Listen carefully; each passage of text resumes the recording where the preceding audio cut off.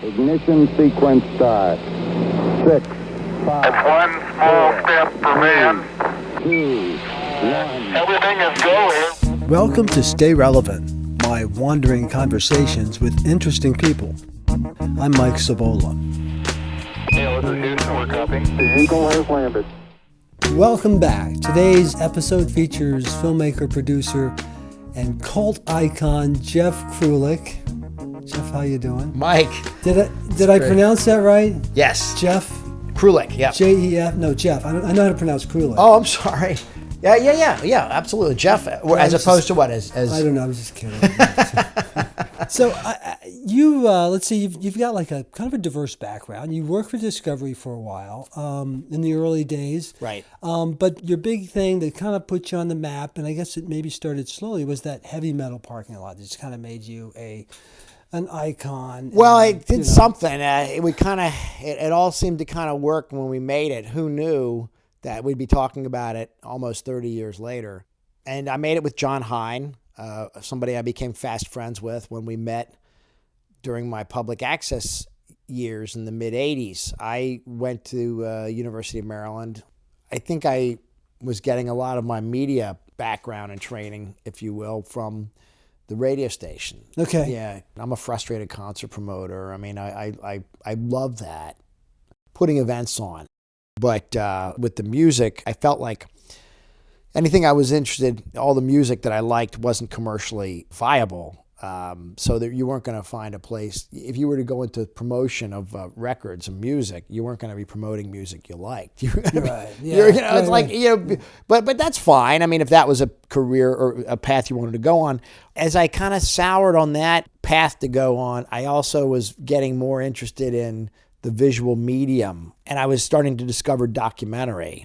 At the same time, my college radio, freeform, anything goes sensibility was channeled into public access television, which was happening. And a college DJ colleague found somebody named Larry Applebaum. He did a jazz concert in a art gallery at University of Maryland at the Art Soch building. And he had these TV crews, these cameras brought in from Storer Cable in Hyattsville, and they taped this concert. And it was the neatest thing. I thought that he's making TV, and Larry told me about this is free, and it's professional equipment, and it's down the street, and all you have to do is take a class. So I did, and it was like, wow, the skies just opened up, and this was public access. Public access was, just to explain back then. Oh, yeah. It's part of the cable contract. Exactly.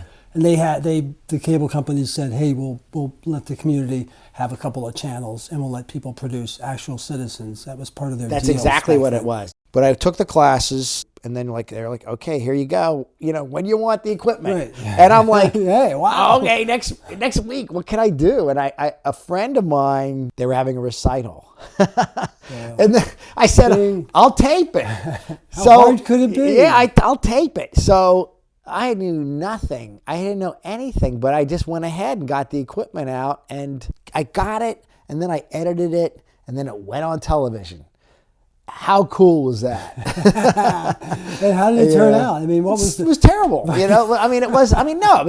think it was fine for what it was. But what I guess you took away was that experience. Exactly. Too. Exactly. And that's so enabling too, isn't it? Absolutely. It was empowering is right. And it really just opened up this, like I said, the sky just was like, wow, this is what I can do.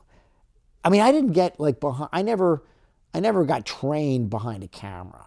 I never took film classes, production. I took film appreciation classes mainly through the English department. I remember trying to write papers, film criticism. The TA who was grading it was like, it just kind of pointed out the things I wasn't doing. It's like I wasn't thinking. I was just regurgitating the story. But McCabe and Mrs. Miller, the same TA, wrote, "You should have an agent." I'll never forget that because I got an A+ or whatever it was. It was like this incredible turnaround. So you just turned the corner somehow. I got it. It made something happen. I mean, believe me, I didn't want to go become a film critic, but it just opened up another channel of just understanding film. That's exactly how I work, and a lot of people work. That, and I tell my daughter this all the time. I'm like, you know what? At some point, I'll let it go on, and you'll just get it. Yeah. You know, Right. You got to just keep going through it, and maybe not. You know, maybe the course isn't what does it. Maybe it's this volunteer thing you do over here, something else you help somebody out, Right. and you get it. And I think Right. that's part of life, and I think doing this, the whole store cable thing, that's part of that. Right. Just doing it, which is like your whole story in a nutshell. And in some respects, and I'm being reflective on it, I'm not sure if it's necessarily the best path, doing it your own way, because you get bad habit. You don't know. You're not grounded in reality. I mean, and there's certain realities of doing this that you really should know, and that comes from working in a real environment where you can learn how it's done. Or I think what you're also kind of touching on is that before you can break the rules, you have to know what the rules are. Exactly. So you can go past them. You know what I mean? Absolutely. There's certain things you have to know the rules to break them. That's brilliant. That's exactly that's the truth. And that is what I don't think I got enough of. What this leads to is never really working in a narrative. I've never made a narrative, a short even. I've never done a film with actors or actresses or anything where there's a script involved. And so I was always drawn to documenting what's happening around me. But it seems to be working for you. I think you've figured it out. I did on my own terms, though. I think I would have rather maybe split the difference a bit, where I had a little more experience, where you find a mentor or you find somebody who can really help show you how things are done, where you're not going to fumble around so much, on that journey. But I'm happy at, where it's taken me. If I want to do something, I'll do it. Oftentimes self-funded. Again, not the smartest way to go about it. With a little more guidance, I might have avoided some of the obvious pitfalls of doing that. But I have built up a body of work. But it all did come from the public access days, where I took what was instilled in me through college radio, and it was like, wow, this is right here next door. I can take this professional equipment and make television and have it on the air, on my own terms. On my own terms, exactly. The person running the public access studio, she took another job in the company, and there was an opening. So all of a sudden, I'm 25, and 25, you're thinking, I'm running like, my own network. I was like in heaven. I mean, I got this gig, and I thought it was the greatest thing ever. And during that time period, when I had access to this equipment, and I became friends with John Heyn, we met, and that's when Heavy Metal Parking Lot came out of that time period. Other things came out of it too. Let's talk about that. How did that evolve? What happened was John Heyn, my first project was a documentary. My first ambitious effort using public access equipment was about movie theater history locally. And it was really just a scrapbook, because again, I knew nothing about documentary filmmaking, but I was just learning, self-taught. I look at this thing and I cringe, but I made it. I did do this effort, and it's all oral history, and I really fell in love with oral history and have this document of, so that was the first thing. But John Heyn also made a short called Theater Dark, where we met because of our mutual interest in this subject. But he and I spoke the same lingo, and I said, John, come over to my public access studio. And that's what he did. He came over, he started working on some stuff. Everything I did, we worked together. We just teamed up. I wasn't a heavy metal fan, he wasn't either, but we were curious about it. And as you probably remember, that music wasn't necessarily on top 40, but it could fill arenas. And it was like, Headbangers Ball was popular on MTV. There was a huge, audience that was, into metal. It was everywhere. It was around you. So you knew this culture, and you knew something was happening. How John came up with that idea, I don't know. He and I were interested in subcultures. He and I had all this just interest in, we were both wanted to be documentary filmmakers. We wanted, again, just still trying to figure it out on our own, realizing that the possibilities with it, because you weren't having to rely on a script or actors or a set. You know, you were just going out to, you know, recording whatever was going on around you. So John had this idea. I'm like, great, let's do it. There were concerts all the time. It just was dumb luck that it was Judas Priest and it was a great, nice spring day. So the stars aligned. Exactly. Everything was perfect. Exactly. And you know, like I say, John and I had no intention of going to the concert, but we paid our way, you know, in with you know, whatever it cost to park there. $5. Yeah, exactly. We just went in like any other concert goer, and parked the car. It was my '78 Bonneville, and we just brought out our public access equipment and started wandering around. No game plan, no agenda either. We didn't say, let's go make fun of anybody. We thought we were going to get harassed. We thought we might be taping, you know, a dope deal or something. I mean, we've been to concerts before. We certainly had been to the Capitol Center and knew what the scene was like, but we just bopped around for like less than 2 hours. Did you know when you walked away that you had something? I knew it was entertaining, but didn't really know how entertaining. It's funny because we had dates that night with our girlfriends. We didn't even stick around. You know, we got what we wanted. We thought would be good. Just fumbling, walking around with a handheld mic and a separate camera and a Portapack, a deck. Went back to my studio a mile and a half away. John took the tapes and he edited it. It was all good material. We were very fortunate, but he cut it together and made this 16-minute video. I came up with the title, Heavy Metal Parking Lot. I provided the gear. The two of us did it. We were both there, you know, trading off, shooting and interviewing back and forth. But, you know, we decided we would, you know, both own it together. So when did it start getting buzz? When did people start watching? Well, what happened was we had hoped that this would maybe get on MTV. We had hoped that maybe it would get on, you know, television somewhere, or that film festivals were out of the question because film festivals would only take film, as you probably remember that time. I mean, even Mike, you probably remember, you couldn't even call yourself a filmmaker if you were working in video. Yeah. I was doing video. I wanted to be a filmmaker. I wanted to be known as a filmmaker, but I used to have to call myself a video maker. And so at the time, you know, no film festivals would take video. Very few opportunities for video projection. In fact, the Kennedy Center was one of the few at the AFI Theater, and that Eddie Cockrell was booking it, and Eddie saw Heavy Metal Parking Lot, and in 1988, he put it in front of a Chuck Berry documentary, which was the Hail, Hail, Rock and Roll, was screening at the AFI, and we were the opening film. Nice. We were paired with that, and that allowed us to get us into a theater setting, which was a great goal of both John and I. It was so exciting. I'll still never forget the whoops and hollers after people watching Heavy Metal Parking Lot. I mean, it really just worked. DC Space used to have a film night called IMI. It was you show up with anything, they would show it. And that's where we premiered Heavy Metal Parking Lot in the fall of 1986.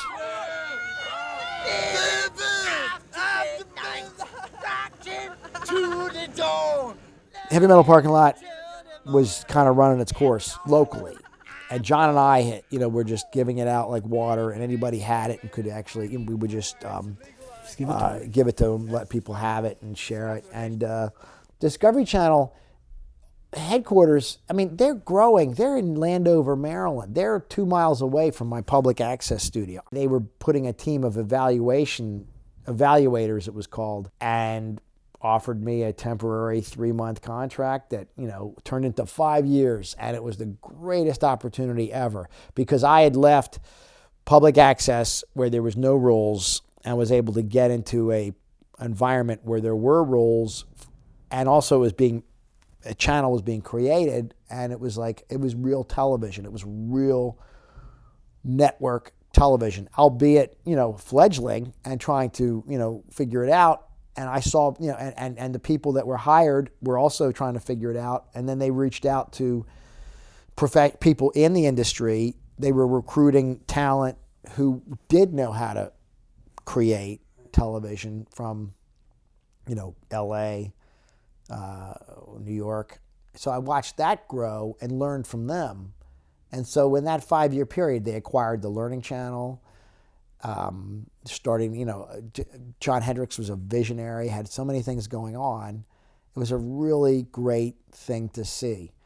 I was there for 5 years, and then they disbanded the evaluation department. And what did you take away from that? And how did that influence what you're doing now? I got ambitions to do television.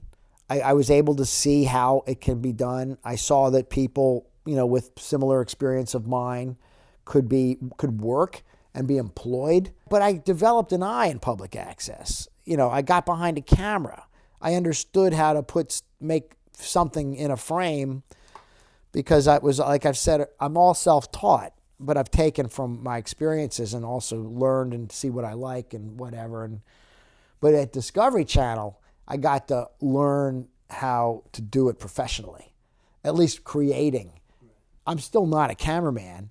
I'm still not a But you understand editor. the process Exactly. and storytelling and how it all plays in. Exactly. I think what happened was I was able to get more of my producing ambitions visualized through Discovery Channel. Okay, yeah. And then when they when they disbanded the department, I could have still gone and found other work within Discovery Channel.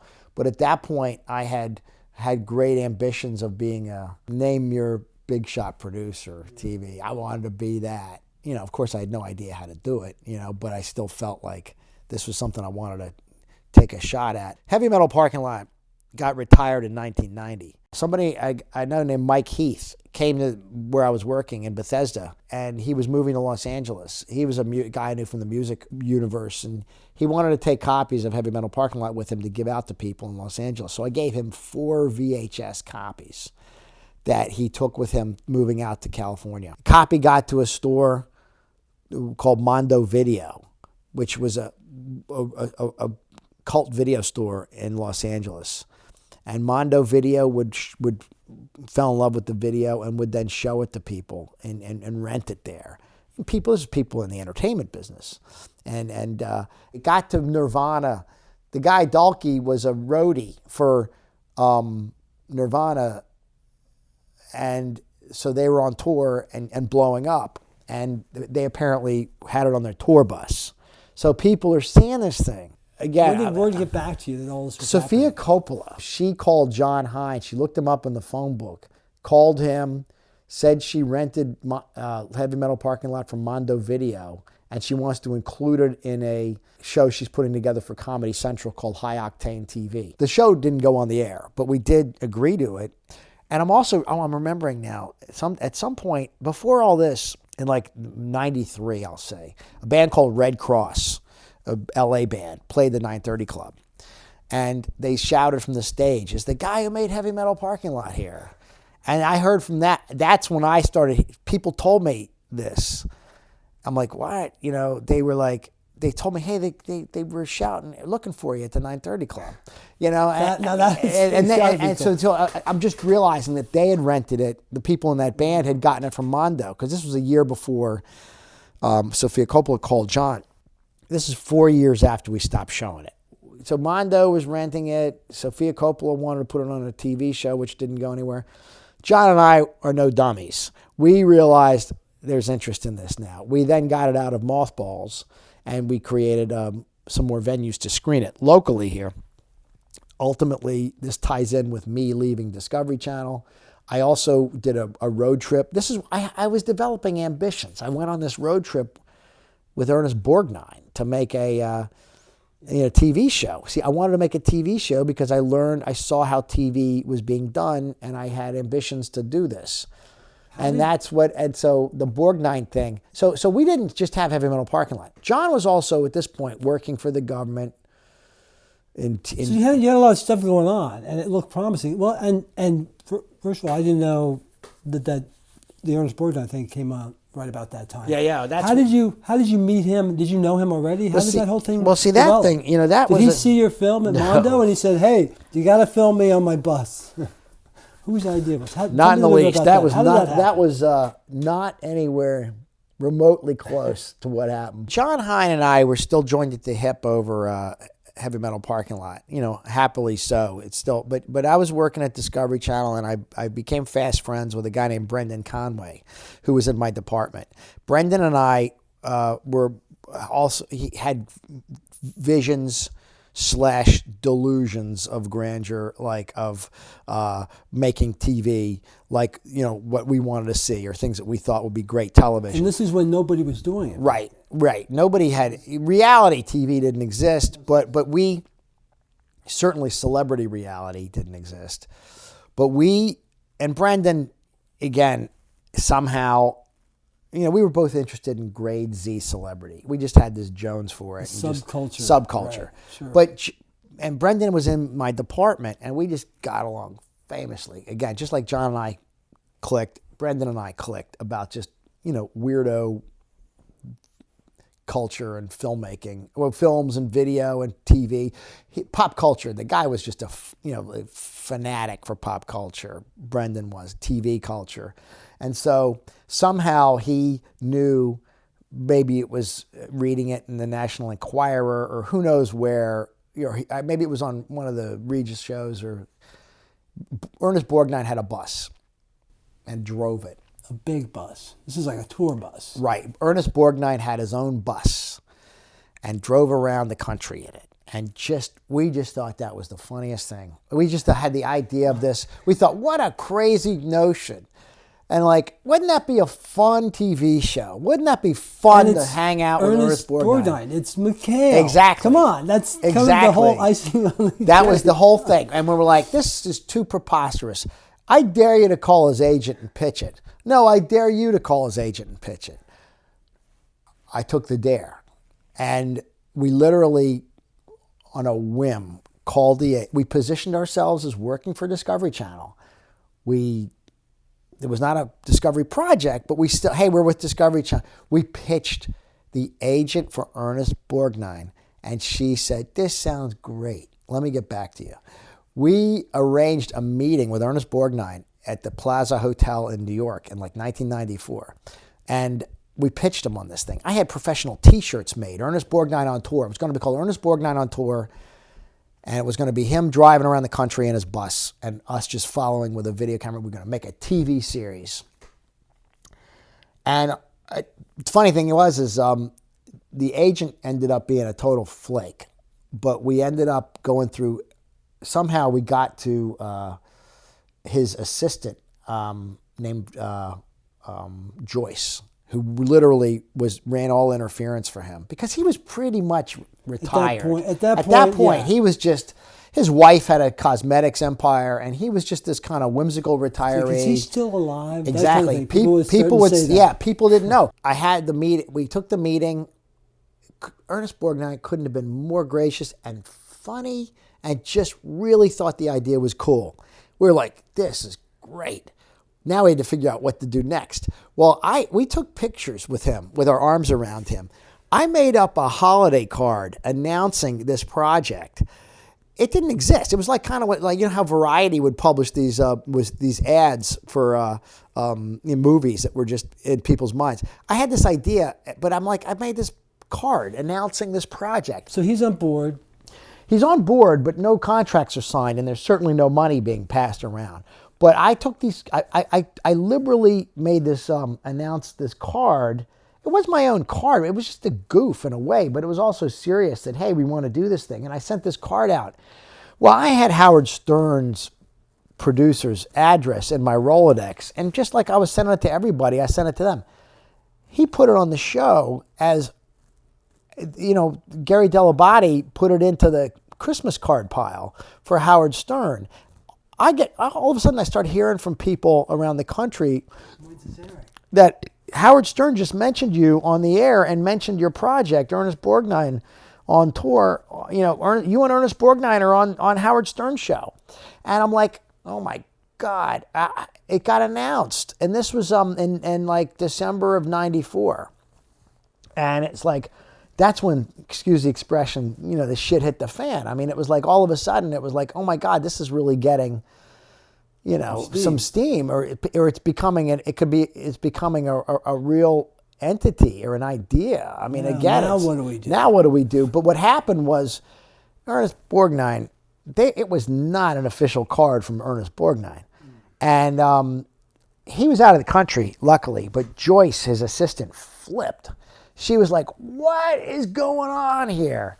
I had to really backpedal. She understood, I think. We had a good relationship, so we'd already had the meeting.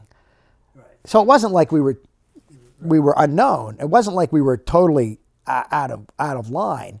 It was basically, I mean, I clearly did not position this as the card from them. It was a card from me. They interpreted it that way. And it wasn't a horrible thing. It was great publicity. So what happened? She just was like, she understood. I mean, we didn't get, but the show cut out of it. I had to make so all of a sudden I'm like, all right, this is for real. I got to see how we're going to do this thing. And I at one point, I even was in touch with Conan O'Brien's. I thought, let's get Andy Richter to do that. I was pitching NBC. And also, mind you, I was developing some pretty ambitious goals for myself as an independent producer. So you had the project's going, and you got stuff. You're like, hey man, I don't need this Discovery job. Well, I did need a job, right, but I had great. You thought you had some critical mass. Exactly. You saw opportunity. I saw a severance package. They basically the department was ending. My department was ending, and I could have gone to work in another department, which might have still been a wise decision. However, I saw a lot of people doing freelance production. There were plenty of people that were working for Discovery Channel on a freelance contract basis, that were still doing stuff. And I thought, that's what I want. I want that freedom.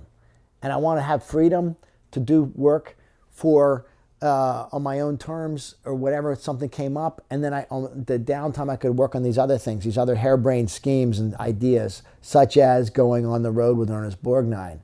And that's when I then took the leap and went independent and freelance, and ultimately self-funded because I hired a crew.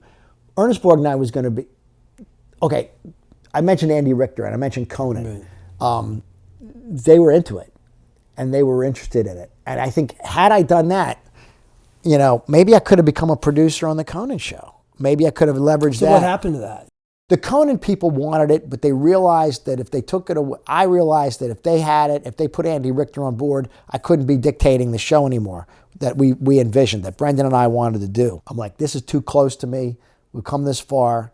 I still want to make Ernest Borgnine on tour a series. I want to do a TV series. I don't know where it would be, but it would be a series. Nobody got it. Trying to pitch that, before reality TV existed. But I realized it wasn't going to work on paper. I needed something in the can. I needed a reel.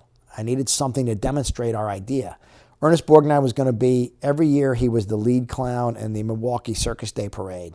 And he was going to be in Milwaukee. Joyce, his assistant, he's going to be in Milwaukee for a week.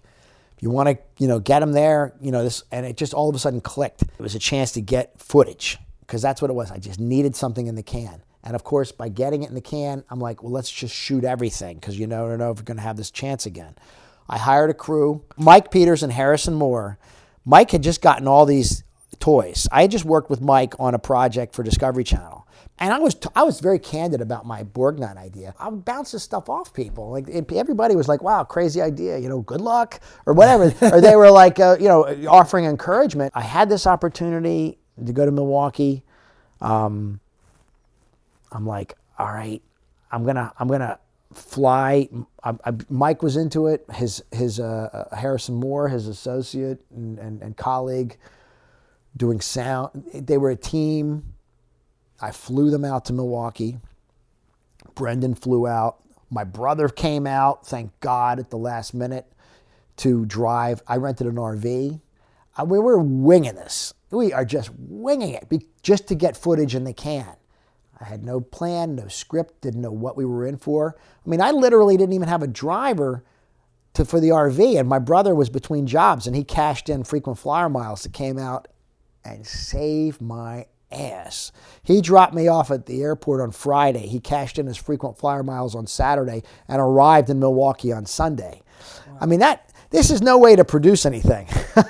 But we all assembled in Milwaukee and spent 4 days following Ernest Borgnine around and getting footage in the can, just crazy stuff. He was totally into it. His son was along.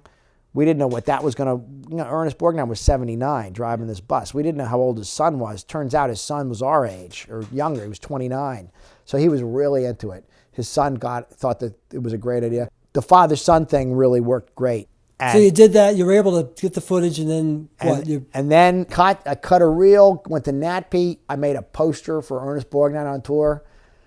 And boy, did I get spanked. I got dwarfed. I mean, I had no idea what I was getting into. Wait, but let's set that up, though. You think, oh, my God, I finally made it. My project. It's going to be represented. Somebody's going to represent it. They've got a booth. This is it, NatP, the television programming executive thing, where everybody sells their shows. I made it. And you go there, and it's just like... I'm like, what am I doing? I don't know what I'm doing. I mean, it's funny because I'll never forget. I ran into Leonard Maltin. I pitched him. I mean, it was just somebody I could talk to there. I saw other people there, and filmmaker George Nierenberg. He was everybody was trying to hustle. It's a big it was fun. Don't get me wrong. I mean, it's a cool place. So NatP was cool for that. But as far as my Ernest Borgnine project, boy, that one poster, nothing. I'm like, what did I think of? I mean, Henniger was sincere about repping it, and it was one of their projects they were repping, but just the reality of just what I was up against trying to sell this as a television show. Nobody could get their head wrapped around what reality. I mean, this thing was really ahead of its time. Yeah. I mean, I'm like this. I mean, it was really just ahead of its time. I mean, going on the road with Ernest Borgnine, Good Times Home Video, put it out on VHS. We were able to get money and actually, I had shot so much. So much went in the can from that, and that was my goal. I'm like, we're with Ernest Borgnine for 4 or 5 days. We're going to shoot everything. So we got a lot with that we could. Unfortunately, I didn't have a camera then. I mean, just think about that. I didn't have you have a GoPro. I didn't have a GoPro. Exactly. Think about how much more material if I had just been shooting with a high 8. I didn't even have a script. I'm sitting there next to Ernest Borgnine driving. I'm in the passenger seat as he's driving his bus, and I'm just talking to him about his career. I'm like, tell me about this movie or that movie or whatever. Do you remember this? And so I was just able to get all these different anecdotes. But he loved that, I'm sure. Yeah. He was great. Yeah. He thought it was great. But again, what broke my heart though, because he was in a hurry to get back to Los Angeles. He was being rediscovered. He was going on the show The Single Guy. He was the doorman on that NBC show. He got hired to be so he had all of a sudden... He was being, broke my heart. We drove by John Wayne's birthplace. Oh. How cool would that have been to pull off the road? But he didn't have time. He didn't have time to go into the John Wayne Birthplace Museum and walk around telling John Wayne stories, which he had. The thing was we got a lot of footage. TV show wasn't going to happen. Nobody understood it. But Henniger made a home video deal. So I was able to cut a home video out of the 10 hours of footage from that trip. And that became Ernest Borgnine on the bus because it was. And people like it.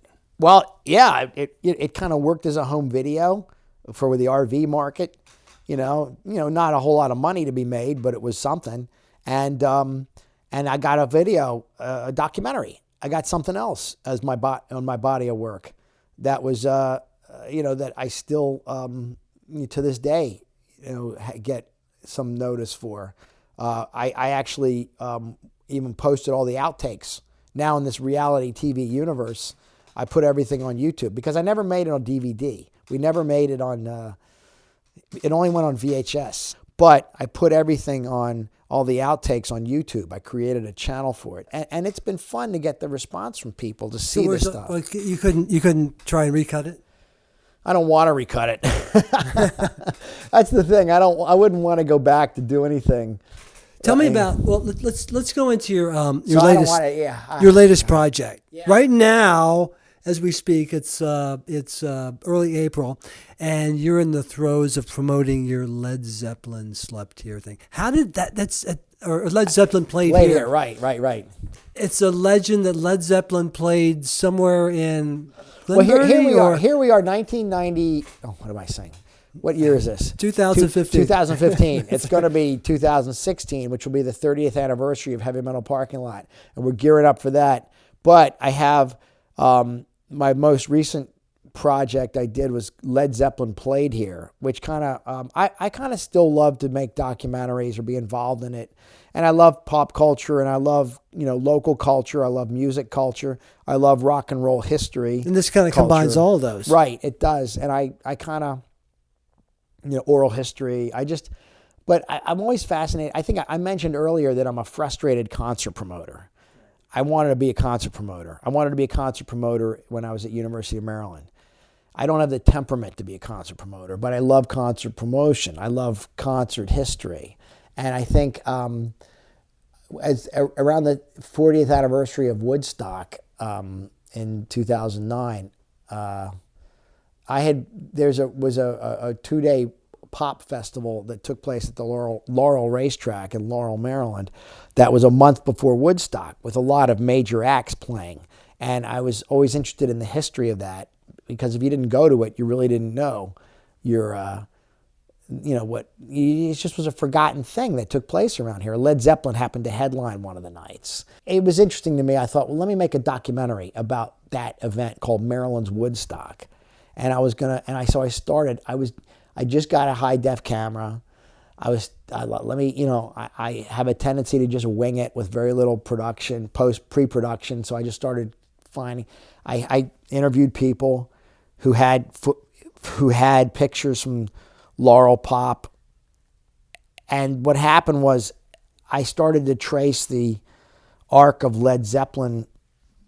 There was the Wheaton Youth Center in Wheaton, Maryland, on Georgia Avenue, still standing. And Led Zeppelin allegedly played there as their first concert locally in front of 50 people. When they were the Yardbirds. Well, they were the Yardbirds. They broke up. Jimmy Page formed this new group. Contractually, they had to play as the new Yardbirds for a while. That was in Scandinavia, but Led Zeppelin was the band, and Led Zeppelin was, when they hit the United States in late December '68, it was Led Zeppelin, and they basically started barnstorming around the country, playing wherever they could get booked. And one of those bookings, allegedly, is the Wheaton Youth Center, but there's no record of it, and nobody believes it happened. But what sold me on doing a documentary around that was when I went into the actual building, and it was frozen in time. It still stands there. It looks the same as it did the day it opened. It's fascinating. And that was, I thought, oh my God, this building could tell a story. And because, as you can imagine, there's not a lot of imagery. These days, everything is just recorded and documented endlessly. There's just everywhere. There's people are just recording everything. Back then, nobody had cameras. Nobody took pictures of anything. So something like this It had to be special. It had to be purposeful. But if you're making a documentary about something, you don't have a lot of images. Right, exactly. So I thought it's going to be all oral history, talking head, unless I have something to show. The building, I think, can help me tell the story by showing it. And so that was how I then changed my focus from the Laurel Pop Festival to then the kind of rise of Led Zeppelin. Even though it's a film not about Led Zeppelin, it's about the emergence of the rock and roll concert industry, which kind of... And also how and back then, people say, well, Led Zeppelin, why would they play at a little small community center? Back then, that's how these bands did. Exactly. And that's where... So there's other bands woven into the story. The whole story was done, for this area because I like telling local stories, but I had hoped that it would resonate, and it has. When I screen it at festivals or venues around the country. I don't think it's going to be commercially available. I know it's not going to be in this current state because I don't have the rights to the music. Tell me what's down the road. What do you see in the Well, for me, future? I don't know. I'm burned out. I've burned you out by this endless. No, it's fascinating. I hope so. I hope you're fast. It's been good therapy to me just talking about all this, because it's been an interesting trying to make sense of this career path. But I mean, you're able to do what you do and make a living at it. Well, the living is, I'm not. There's not a lot of money this way. Somebody's got to make the money to support. I mean, I think, you make sacrifices. I think I've made sacrifices to get this body of work, and to also follow the path, the muse, whatever it is I'm on. I made decisions that allowed me to stay on it. And, I don't live as well as other friends of mine and people I know do, but I've been able to still, I'm not in the poorhouse. It's been 20 some years since I left Discovery Channel, and I was that's the last staff position I've had. I think about going in, back to work all the time, because it's like there's a great, there's a lot to be said for having a regular paycheck and having a security and having some comfort level, beyond, waking up every day with a giant question mark over your head. But, the freedom has allowed me to do things that, I'm real happy to have had, these opportunities. Tell me about, let's talk about your technical issues. I'm going to start weeping. No, I'm kidding. No. I understand you still shoot on tape. Is that true? Oh, you don't. God forbid. You're still high Here's the def thing. and you're digital, I'm not.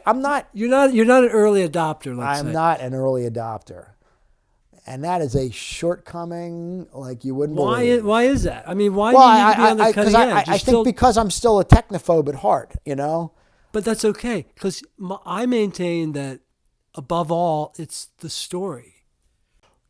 I agree with you 100%.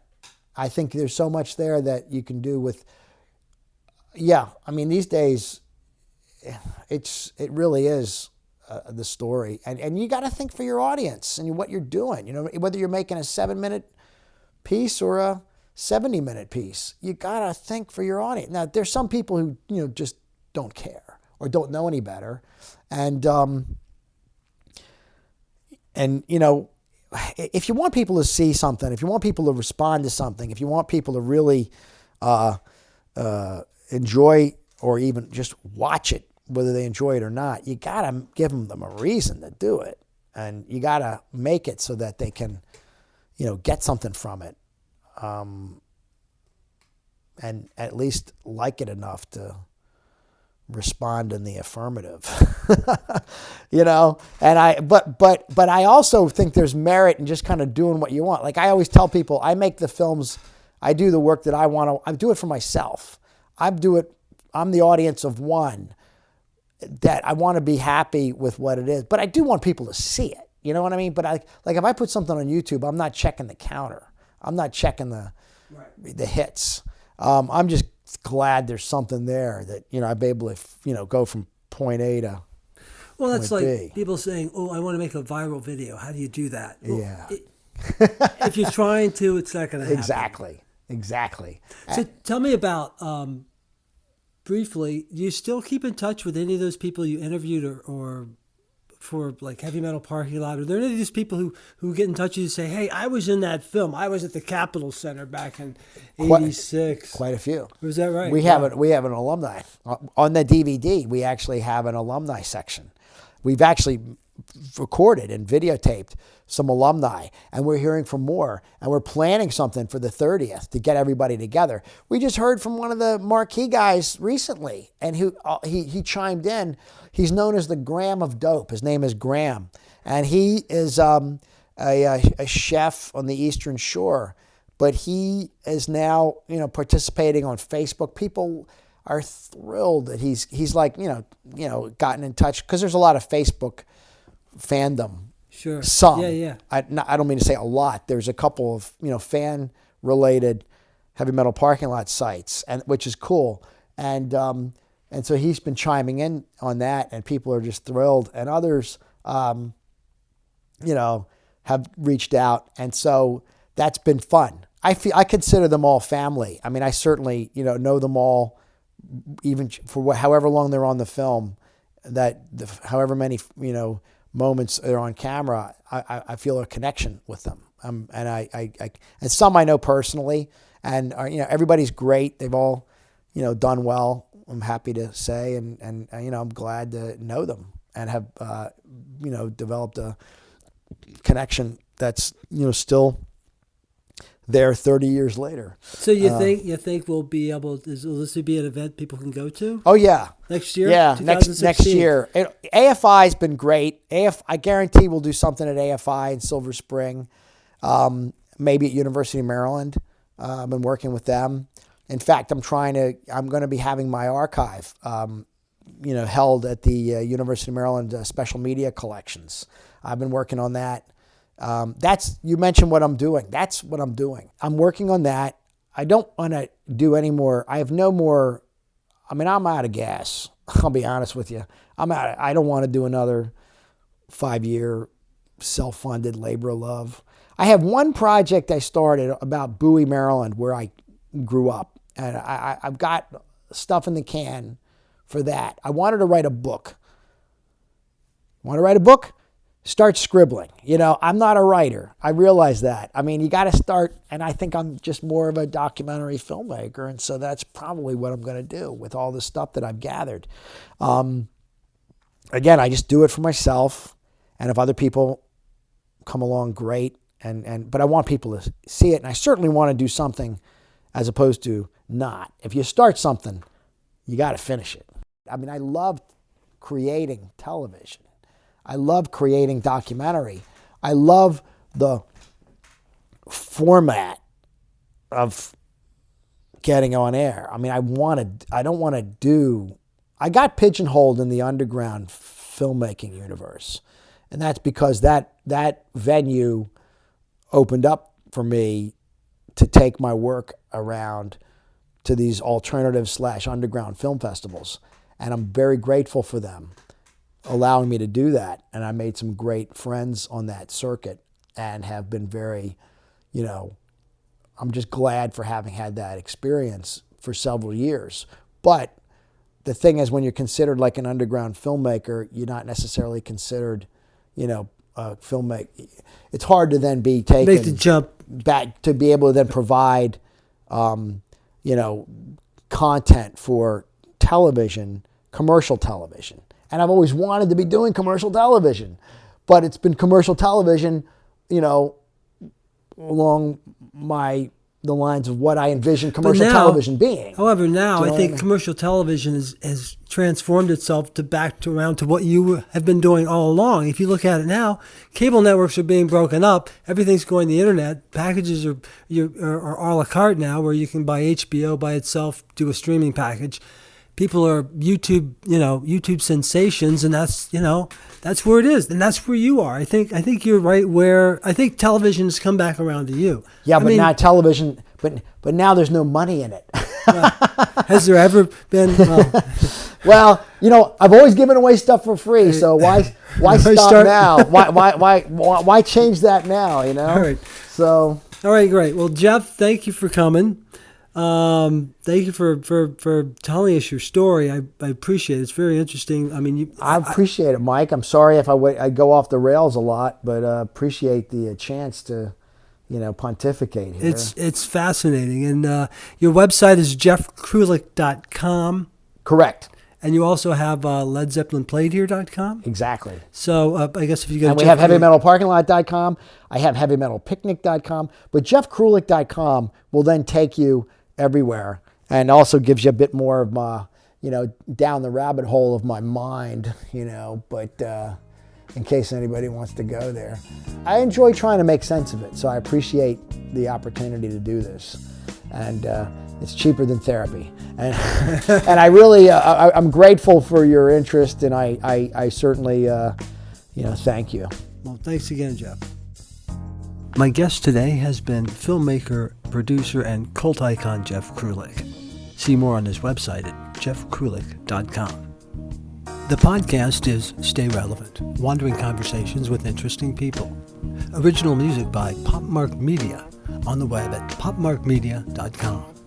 See and hear more on my website at mikesobola.com. Until next time, try and stay relevant.